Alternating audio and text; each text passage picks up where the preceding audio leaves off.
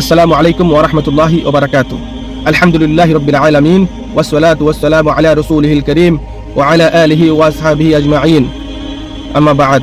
আউযু বিল্লাহি মিনাশ শাইতানির রাজীম। বিসমিল্লাহির রহমানির রহিম। ইয়া আইয়ুহাল্লাযীনা আমানুত্তাকুল্লাহা হাক্কা তুকাতিহি ওয়া লা তামুতুন্না ইল্লা ওয়া আনতুম মুসলিমুন।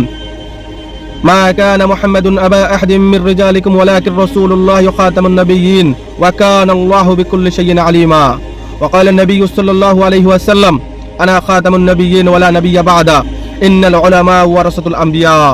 ইদানিং বাংলাদেশে কিছু নাস্তিক মুরতাদ, কিছু আবু জাহেলের পয়দা হয়েছে। আলেম ওলামার এখন ইদানিং চুপ, সেই জন্য তারা এখন মন ভরে, তাদের হৃদয় ভরে আমাদের কলিজের টুকরো রাসূল সাল্লাল্লাহু আলাইহি ওয়াসাল্লামকে কটূক্তি করে, আল্লাহর সাথে বেয়াদবি করে, আল্লাহ দ্রোহী তারা কথাবার্তা বলতেছে।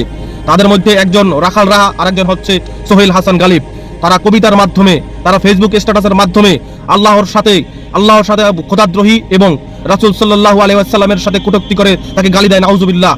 এর তীব্র নিন্দা এবং আমি প্রতিবাদ জানাচ্ছি। এই জানোয়ার, এই শাতেমে রাসূলদেরকে বিচার করতে হবে।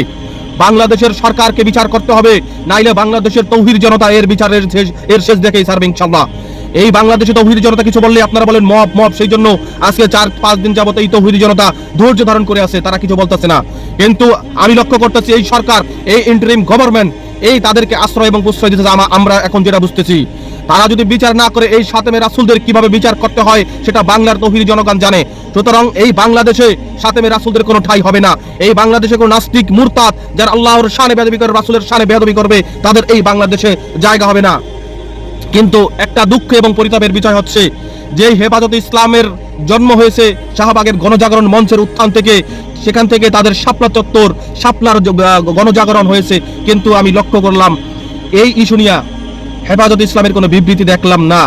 ইভেন চরমনাই বলেন, জামাত ইসলাম, খেলাফত, জমিয়ত, বাংলাদেশে এত বড় বড় ইসলামিক দল, এত বড় বড় ইসলামিক ব্যক্তিত্ব, কিন্তু তারা একত্রে হাতে হাত রেখে এই বিষয়টাকে তারা ডিল করতে পারে নাই। সেই জন্য আমার খুব দুঃখ, আমার মনে ভরাক্রান্ত হৃদয় নিয়ে আমি বলতে চাই, আসলে এটা খুব দুঃখজনক বিষয়।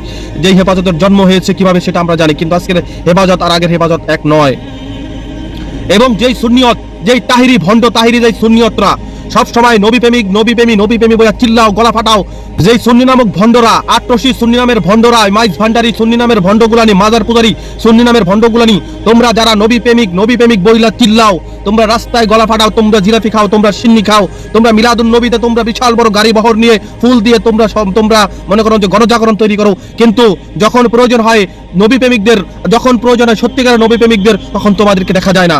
অবশেষে আমি বলতে চাই, বাংলার জমিনে কোন নাস্তিক মুরতাদরা, কোন শাতেমে রাসূলরা যদি তোমাদের বাক স্বাধীনতার নামে আমাদের কলিজার টুকরা, আমাদের পেয়ারে নবী হযরত মুহাম্মদ মুস্তাফা সাল্লাল্লাহু আলাইহি ওয়াসাল্লামকে তোমরা কটূক্তি করো, গালি দাও, যদি এটা তোমাদের বাক স্বাধীনতা হয়ে থাকো, তাহলে শুনে রাখো হে শাতেমে রাসূল, এই বাংলার তৌহিদি জনতারও বাক স্বাধীনতা আছে। তোমাদের গর্দান থেকে কল্লাকে ফেলে দিয়ে এটাই হবে মুসলমানদের তাওহীদি জনতার হাতের স্বাধীনতা। সুতরাং তোমাদেরকে শেষবারের মতো হুঁশিয়ারি করে দিচ্ছি এবং বাংলাদেশের সরকারকে হুঁশিয়ারি করে দিচ্ছি, এই শাতেমে রাসূলদেরকে গ্রেফতার করুন এবং তাদের বিচার সম্পূর্ণ করুন, না হলে তৌহিদ জনতা এই বাংলাদেশকে আবার উত্তপ্ত করে ছাড়বে, গরম করে ছাড়বে ইনশাআল্লাহ। এই বাংলাদেশ হলো আগামীর বাংলাদেশ, মুসলমানের বাংলাদেশ। এই বাংলাদেশ হলো তাওহিদ জনতার বাংলাদেশ। এই বাংলাদেশে কোনো নাস্তিক মুরতাদ, কোনো শাতেমে রাসূলদের ঠাঁই এই বাংলাদেশে হবে না ইনশাআল্লাহ। ইনকিলাব জিন্দাবাদ।